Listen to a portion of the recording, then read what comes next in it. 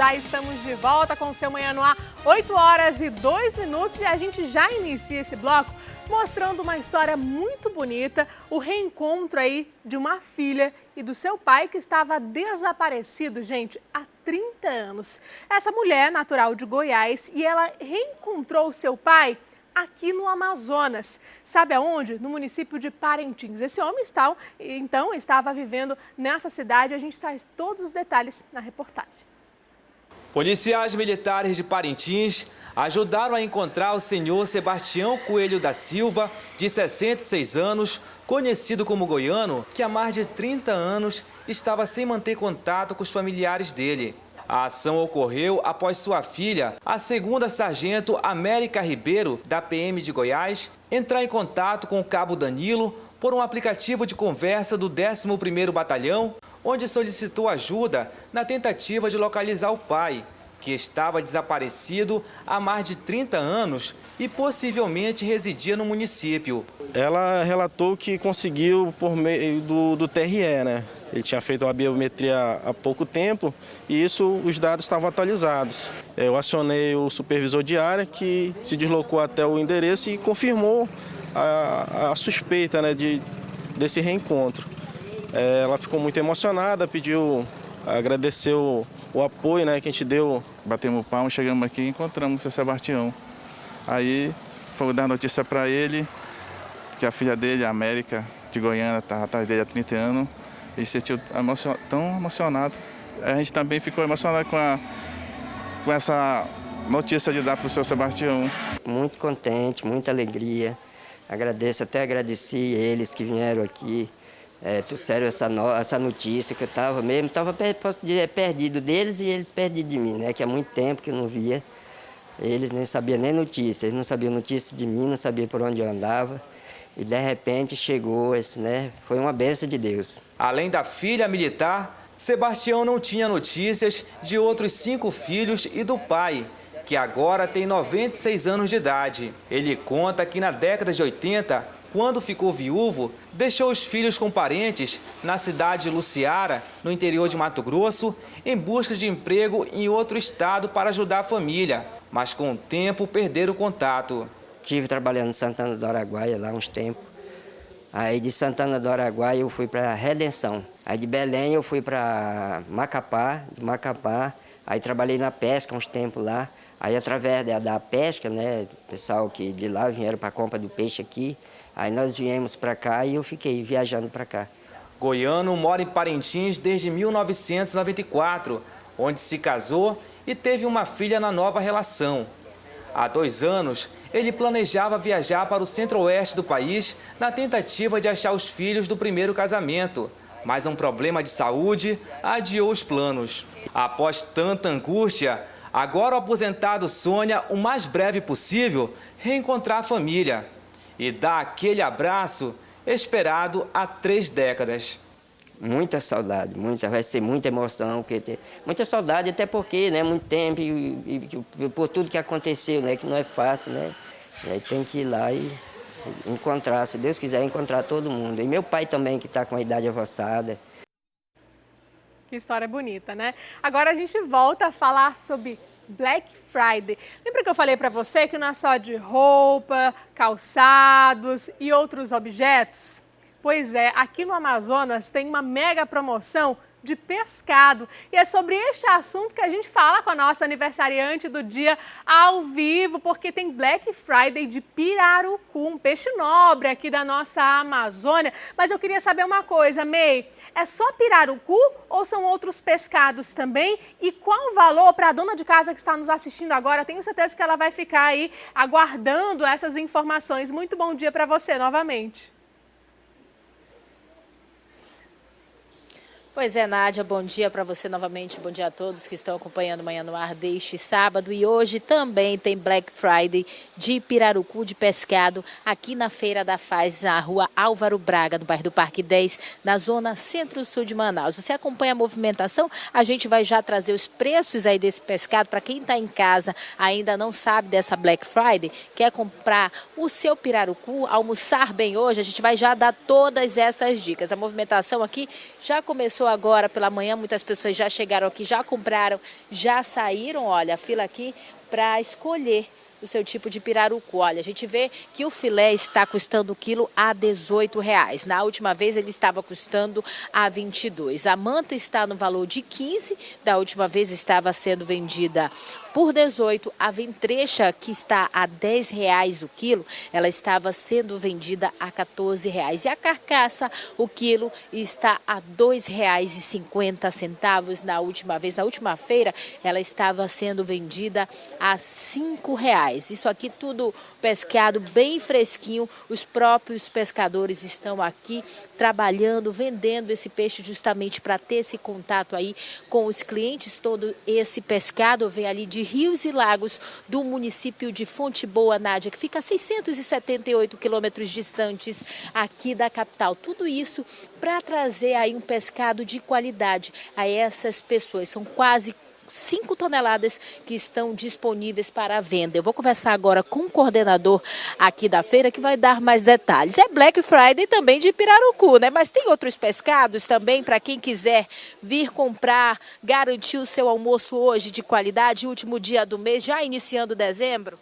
É verdade, é Black Friday de pirarucu. A gente também, os manejadores da Unidade de Conservação Mirauá, entraram também nessa onda do Black Friday. Então a gente resolveu fazer essa promoção de pirarucu nesse final de semana, tá? Então hoje, infelizmente, nós só temos pirarucu das áreas manejadas, né? Os outros peixes nós não temos, porque a gente geralmente era o tambaqui que vinha para essa feira, mas como já se encerrou o período de pesca e o tambaqui já está no defeso, nós só temos só o pirarucu, tá? Então pirarucu também das áreas manejadas dentro da promoção do chamado Black Friday, que é para entrar nessa onda aí.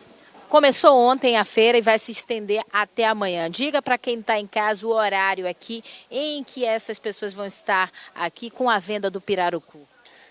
Ontem começou pelas 7h30 da manhã, hoje a gente reabriu às 7h30 da manhã e a nossa previsão hoje é de até às 16 horas. Mas venham, porque só ontem nós já vendemos 2 toneladas de peixe, então só temos 3 toneladas para ser comercializado.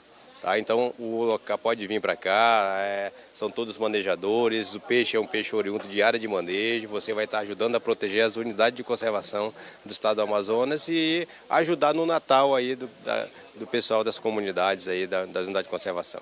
O pirarucu ele é bem procurado aqui, as pessoas vêm, a gente percebe que chegam aqui cedinho, justamente aí com medo de acabar, né? É verdade, que é um peixe novo, né? É tratado na noite para ser vendido durante o dia. E é muito interessante porque são os próprios manejadores, os próprios pescadores que pescam para que vêm vender esse produto. Então é uma ligação direta entre o manejador, o pescador, com o consumidor local, o manauara. Quanto é que está o quilo do filé? Deixa aí os preços para os nossos telespectadores que estão assistindo agora nesse momento. O preço do filé, como você falou anteriormente, as outras feiras estava 22, agora nós baixamos para R$18. O preço da manta, que estava de R$18, a gente baixou para R$15.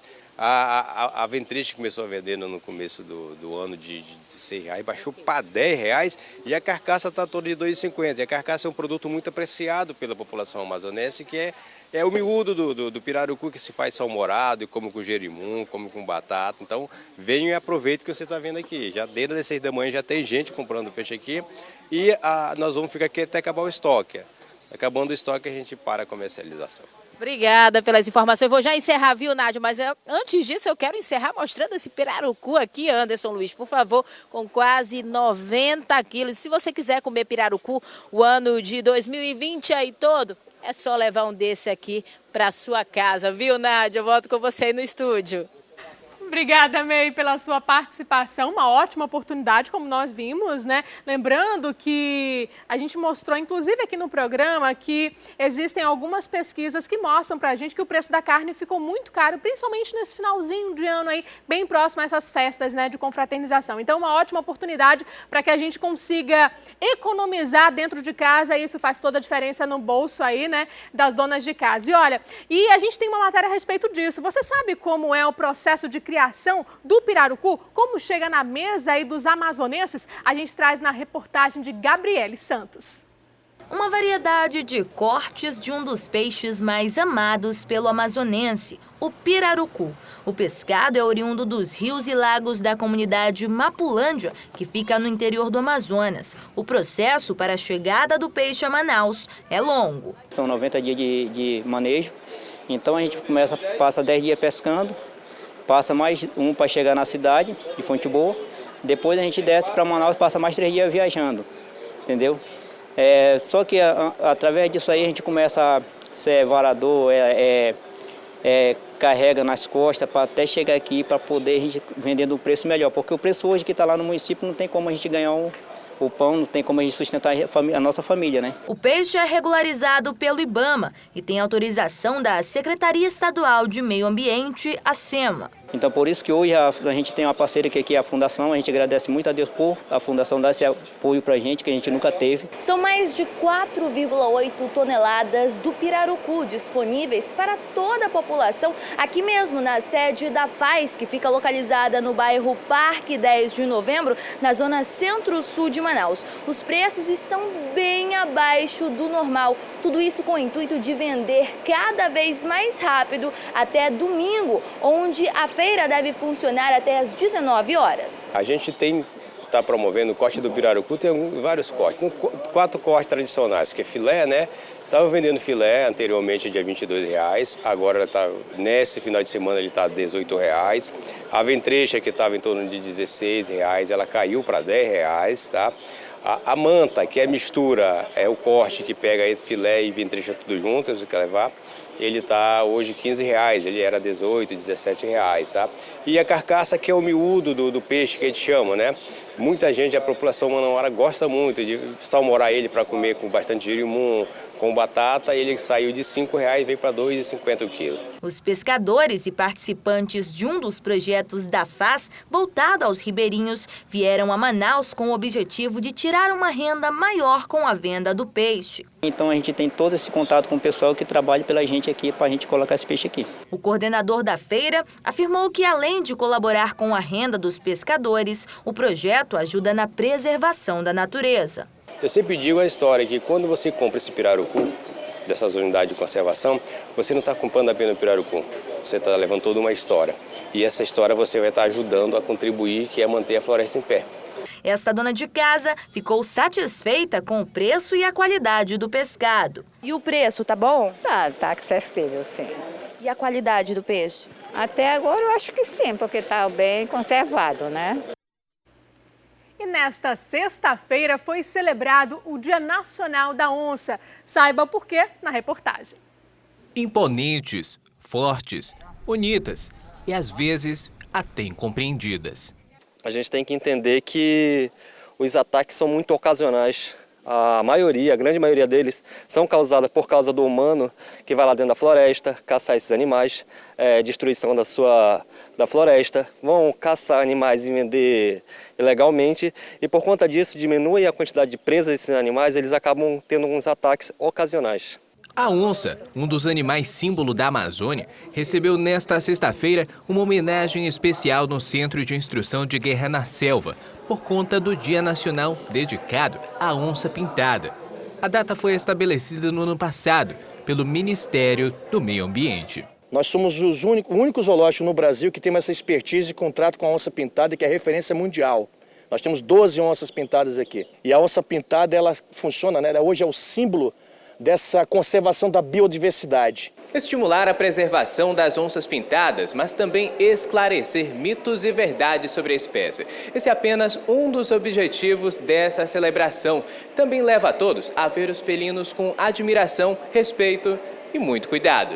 Nós vamos inaugurar uma parceria entre o SIGS, o Exército Brasileiro, e o Instituto Gavião. O Instituto Gavião do Amazonas vai ter um espaço, que é um segmento aqui da OCA, que vai ser a Toca da Onça. Lá dentro vai ter exposição de trabalhos feitos com onça, vai ter todo o histórico das onças do SIGS, e os projetos que estão sendo desenvolvidos aqui, que vão fechar parceria, vão estar sendo expostos e sendo divulgados dentro da Toca da Onça. A data também é uma forma de aproximar a sociedade da realidade desses animais e incentivar a preservação da espécie. Estamos lutando para isso, né? Para que não desapareça aí, né? Vamos fazer essa campanha para ela não desaparecer.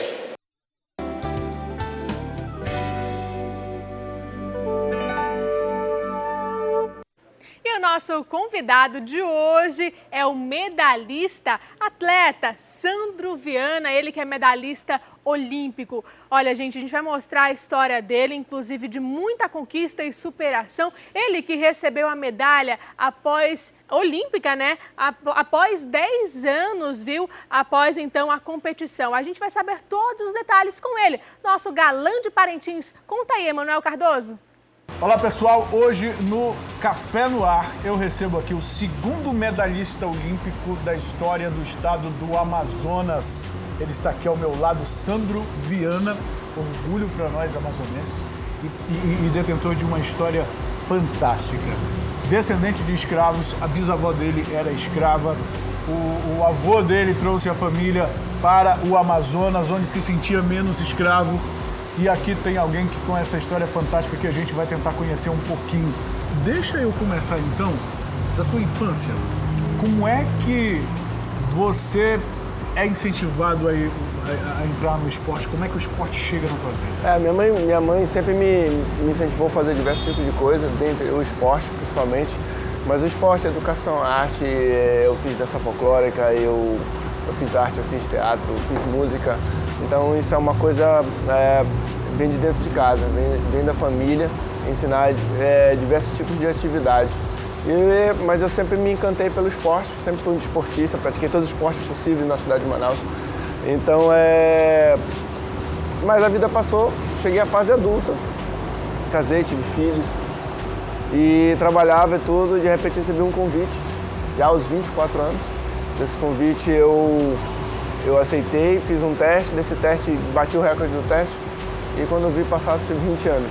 Passaram 20 anos, eu não parei mais, continuei praticando esporte aqui no Amazonas e ciente, né, das dificuldades, mas sempre com muita esperança. Desculpa te incomodar, Sandro. O pessoal de casa, quando o Sandro fala praticou de tudo, ele foi jogador profissional, posso dizer assim, né? Jogador de futebol profissional. Sim. No basquete que não... Joguei basquete. Jogou basquete, mas não conseguiu lá... Não, mas joguei basquete no ensino médio inteiro. E o que mais? Eu fiz jiu-jitsu. Judô. Eu fiz natação. E eu cheguei até a fazer triatlo uma vez. E aí a medalha não veio no futebol nem na natação, né? A medalha que inclusive está aqui. Olha só o trabalho aqui da tampa. As pessoas, se mostrar esse símbolo aqui, as pessoas vão saber do que se trata. Isso é a Olimpíada de Pequim. Em 2008. Por que essa medalha demorou tanto? Demorou 11 anos para chegar. 11 anos. Como é que é isso? Explica isso pra gente. Então, é uma história inédita, inusitada no esporte. Nós competimos em 2008 e ficamos em 4º lugar. Eu representei brilhantemente o Brasil, fui convocado para a seleção brasileira. Mas no revezamento 4x100. E eu saí de lá muito satisfeito. Primeiro ter chegado até as Olimpíadas, isso não era uma coisa, se eu dissesse que eu ia para a Olimpíada, eu não sabia. Mas fui para a Olimpíada e fomos 4º lugar. Voltamos para casa e a vida continuou normalmente. Tudo bem. Quando chegou em 2016, houve um escândalo de doping, que é bem conhecido lá da Rússia. E o Comitê Olímpico Internacional achou a história estranha e resolveu revisar os últimos 10 anos de exame antidoping. Quando ele revisou, ele percebeu que vários casos tinham passado desapercebido e dentre eles o caso da nossa prova, que a equipe da Jamaica tinha um atleta que estava dopado.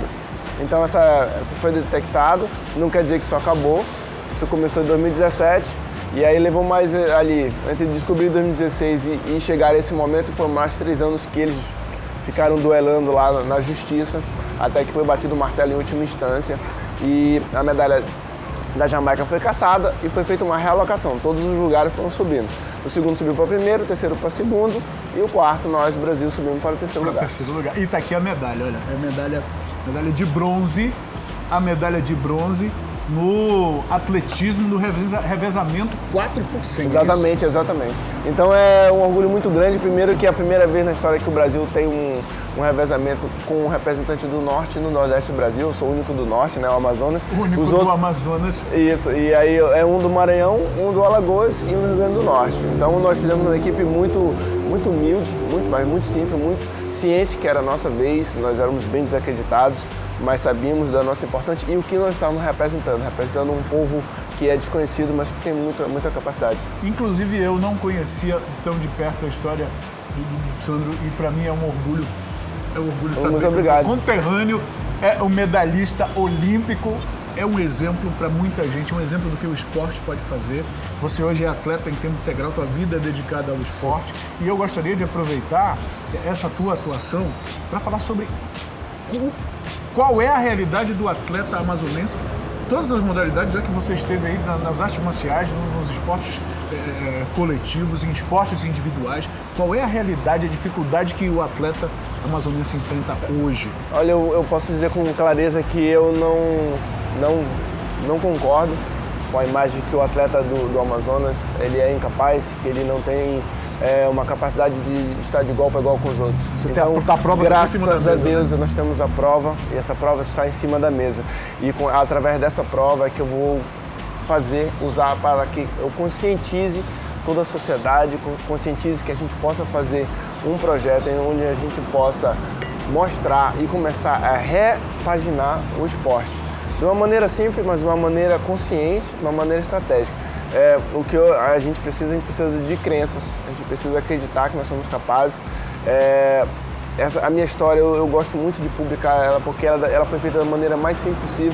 Eu não tive nenhuma ajuda especial, eu não tive contratos milionários, não tive nada. Eu tive sim ciência do que era o meu sonho e de como fazê-lo para transformar em realidade e muito trabalho e muito empenho. Então, é isso, exatamente. Então é isso que eu estou me dedicando agora, para que a partir de 2020 a gente já possa ajudar o esporte, então, contribuindo de uma maneira simples, mas de uma maneira consciente, de uma maneira que cause realmente, impactos positivos no esporte.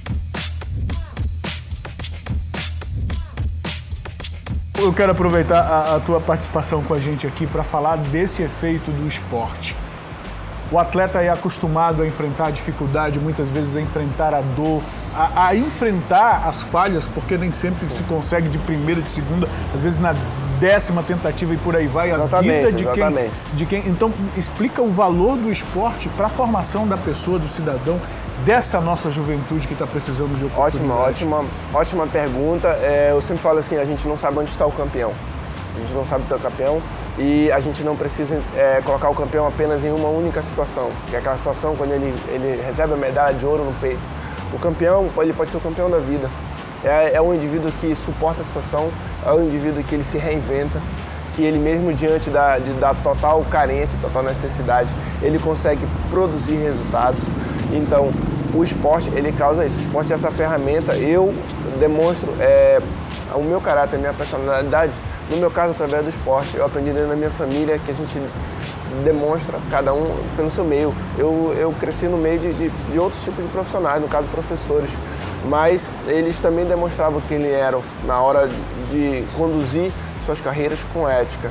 Então, agora, com o esporte, a gente pode fazer a mesma coisa. O esporte, ele é a mesma ferramenta. Eu sempre digo, o esporte, ele é uma ferramenta muito poderosa. Às vezes, nós não temos as pessoas que são capazes de conduzir essa ferramenta que é muito poderosa. Então, tem que se ter a noção de que o esporte é poderoso, então precisa de ter controle para que essa ferramenta poderosa, ela cause realmente efeitos benéficos na sociedade. E exatamente, poderoso para a formação do cidadão, poderoso para o fortalecimento da sociedade, poderoso para conquistas, e o esporte é fantástico. Agora, eu quero aproveitar essa participação, essa conversa contigo, porque é muito difícil a gente encontrar alguém que tem consciência das suas origens. Eu tenho um avô que foi descendente, o meu avô por parte de mãe foi descendente de escravos. E ele, com a avó dele, contava histórias da avó dele. E eu era muito pequeno quando convivi muito pouco tempo com ele, então gravei pouco dessas histórias. E também não tenho esse registro, como antes da entrevista você falava da tua família, da tua bisavó que foi capturada no Caribe e trazida para o Maranhão como escrava. Nós estamos gravando essa entrevista agora em novembro. que é o mês que se trabalha a consciência negra. Além do esporte, como é que você encara essa bandeira de luta em relação à luta contra o preconceito, a luta em favor da igualdade? Como é que tu encara isso? O racismo que eu mais sofro, que eu mais tenho que enfrentar é o racismo estrutural. É aquele racismo, ele é velado, ele é quase cultural. Explica pra gente esse racismo. O racismo estrutural, o que é? É uma prática comum. Ele é um racismo tão diluído, ele é quase invisível, ele foi transformado em uma coisa cotidiana e leve, mas ele é racismo. Justamente, ele foi transformado em uma coisa cotidiana e leve, muitas vezes até engraçada, para passar desapercebido. Como é que isso se manifesta na prática? Isso se manifesta quando você brinca com uma pessoa ou na hora que essa pessoa chega dentro de uma conversa, você taxa aquela pessoa pela cor dela, pela origem dela. Você começa a conduzir a conversa, uma conversa para uma pessoa, para essa pessoa, e para as outras é uma outra conversa. Quando você brinca usando uma expressão, às vezes chula, a coisa ficou negra, ou ficou preta, ou ixi, escureceu tudo. É uma coisa, ela é muito leve, é muito sutil, mas o racismo estrutural ele causa traumas profundos nas pessoas que o sofrem. Isso é algo que te incomoda? Sim, me incomoda. Eu faço várias campanhas. Nas minhas palestras eu costumo levar. Eu fico impressionado porque após as palestras tem muitas pessoas que estão na palestra e falam assim: Sandro, é impressionante, desculpa, eu não sabia que eu era racista. Ou que eu praticava um racismo, esse racismo estrutural. Porque aquele racismo, ele é muito sutil. Quando você identifica uma pessoa por uma cor, pela outra, ou quando você vai fazer uma atividade social e você separa brancos de negros, isso é um racismo velado. Isso não é... Você não está dando não benefício, você está continuando promovendo a desigualdade. E o que mais fez com que o racismo diminuísse de potência foi a igualdade. Então, a gente tem que continuar praticando a igualdade, até que se tornem iguais. Qualquer incentivo, mesmo que seja benéfico para a separação, ele é um racismo estrutural que está sendo praticado ali. Olha, ele é muito moderno e ele se reinventa o tempo todo. E isso você poderia afirmar em relação, por exemplo, ao sistema de cotas nas universidades? Olha, o sistema de cotas, eu vejo o seguinte: se ele for usado de uma maneira temporária, eu não sou contra. Agora, se ele for usado... Uma política permanente? Perpétua, aí eu sou contra. Aí sim, aí você vai estar praticando um racismo estrutural. Para sempre vou estar, não, o negro tem que entrar na universidade através de cota. Se você quer fazer, se você está usando as cotas para diminuir uma desigualdade social baseada em um histórico de escravidão no seu país, tudo bem.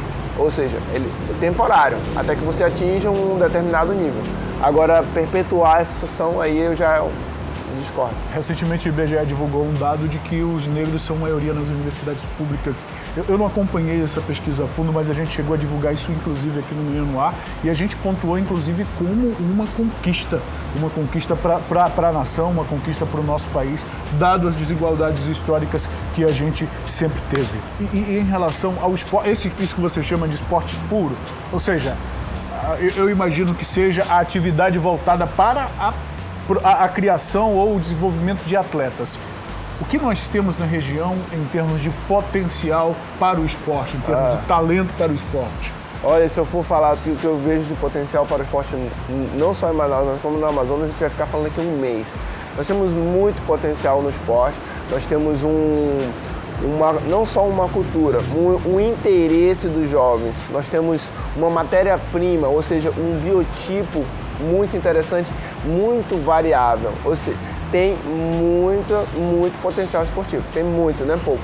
Eu estive há um pouco mais de 4 anos atrás, eu fiz um projeto esportivo e eu apresentei então no estado. E dentro de uma conversa com a secretária na época, e ela me falou assim: olha, poxa, será que a gente vai conseguir achar um atleta? Eu falei: não, acho que eu vou achar uns 50.